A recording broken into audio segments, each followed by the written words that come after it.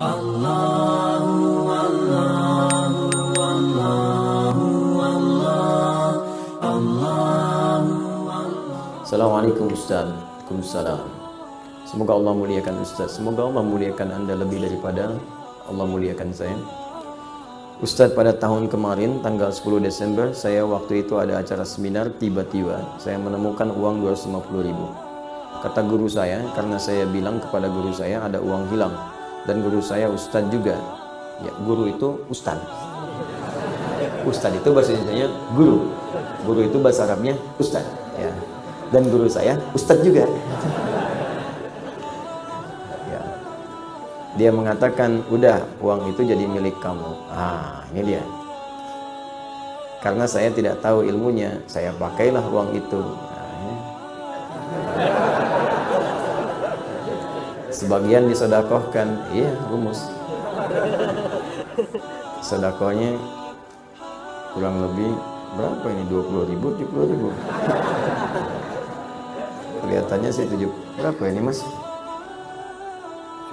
70.000. Nemu 250. Baik, sedekah 70. 180 pakai sendiri. Sisanya dipakai oleh saya. Bagaimana Ustaz hukumnya? Apakah saya berdosa? Baik. Salam kanggo Ustaz di Komosong. Baik. Harta temuan itu kalaupun ingin diambil, sebelum diambil dipertimbangkan dulu resiko. Ada dua cara. Pertama, ditinggalkan, tetap di tempatnya. Kalau memang kita tak mampu mengembalikan pada pemiliknya. Karena hukum pertama barang temuan itu dikembalikan pada pemilik, bukan digunakan. Apapun itu, nemu tas, nemu dompet, ya, nemu uang, dan sejenisnya sekiranya berharga. Kalau kotoran nggak usah, gitu kan, yang sekiranya berharga. Ciliwung nemu sesuatu, ya udah biarin aja itu mah ya. Nah, ini yang kiranya berharga. Kalau Anda sudah dapatkan itu, artinya Anda temukan, maka hukum pertama, jika punya kemampuan dan Anda ingin mengambilnya, maka kewajiban langsung melekat kepada Anda untuk mengembalikan pada pemiliknya. Kalau tak punya kemampuan, ada dua pilihan. Imam meninggalkan itu supaya resiko beban tidak berpindah kepada Anda. Atau yang kedua, Anda infokan pada orang lain yang mungkin lebih tahu dan lebih mampu untuk mengembalikan itu. Biasanya di sini ada pihak berwajib. Ya, sini ada saudara kita, misalnya ada Pak Eli, ada yang lain. Kembalikan lewat orang atau yang punya kemampuan, punya instrumen untuk melacak itu. Pak, saya menemukan uang ini, Pak. Saya tidak tahu pemiliknya siapa. Tapi yang kita rujuk itu punya kemampuan untuk melacak, ditemukan di mana, bisa melihat sidik jari, macam-macam dan sebagainya. Yang kira-kira bisa dikembalikan dengan nilai berharga, ya. Baik, tapi kalau Anda merasa di situ punya kemampuan atau ingin beramal soleh sekaligus mencari pemiliknya untuk dikembalikan, maka pertama niatkan untuk beribadah kepada Allah. Itu dulu. Ingat, kaidah ini penting.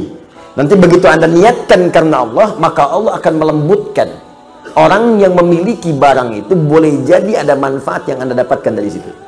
Nanti saya berikan kisah lain terkait ini. Nah, apa yang terjadi kemudian? Maka berusaha kembalikan dulu. Cari jalan. Iman Anda mencari, nggak ada nih kemudian pemiliknya, nggak ada alamat, nggak ada macam-macam. Cari dulu, cari wasilah, tanyakan ini, tanyakan itu, ya, dan seterusnya.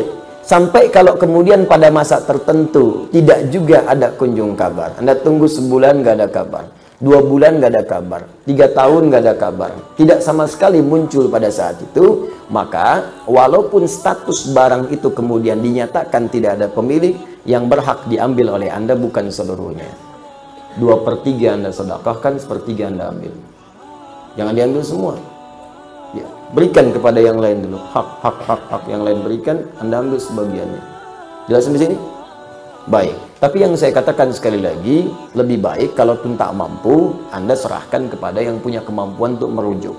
Tapi kalau Anda kira-kira punya rasa, kayaknya si fulan nih, Anda ambil dan niatkan kepada Allah. Di situ nanti ada hal yang sangat indah.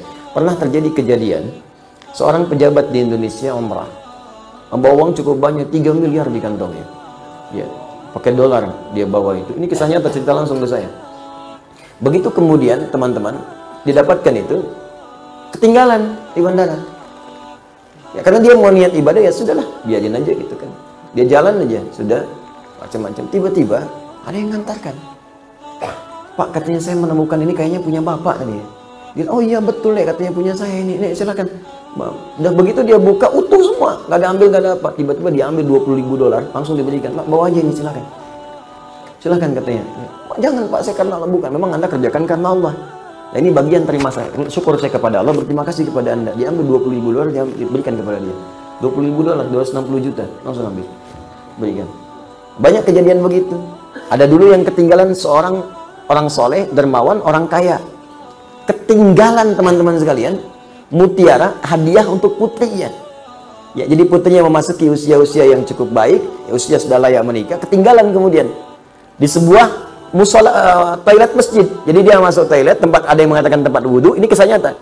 Jadi begitu dia berwudhu selesai, dia lupa ngambil itu.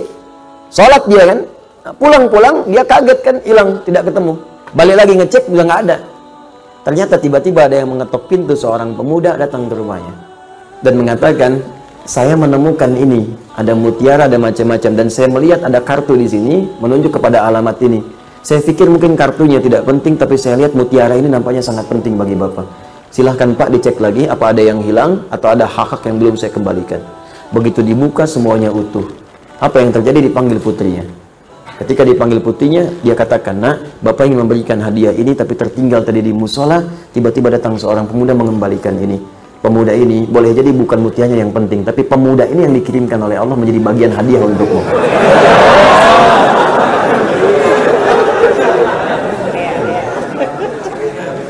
Makanya kalau nemu mutiara, jangan dijual ke pasar loak. Cari pemiliknya dulu, cari pemiliknya. Ya, dia siapa tahu dia masih punya cucu, masih SD. Memang untuk dia, mungkin jodohnya anak antum di kemudian hari. Bangun jadi kekerabatan, jadi teman kan? Mungkin pemilik perusahaan, mungkin macam-macam. Jadi bagian yang mungkin Allah datangkan rezeki di situ. Jelas ya? Terus kasus yang tadi bagaimana Ustaz? Mengambil 70.000. Ya, maaf, Anda berikan 70.000. Banyakkan Anda ngambilnya. Ya, 250.000. 250.000 bagi 3 berapa? Ayo cepat. Cepat tuh Joni. Berapa? 80 sekian, 82, ya kan? Maka ya sudah, Anda kembalikan aja dulu, tambahkan yang tadi. Ya, keluarkan. Berarti kan yang Anda ambil 250.000 kurangi 70, 80, ya kan? Maka 100.000-nya keluarkanlah. Ya, keluarkan. Dikeluarkan kemana Ustaz? Sedekahkan pada yang memerlukan. Ya, berikan, dan semoga Allah ridha dengan apa yang telah Anda kerjakan insyaallah.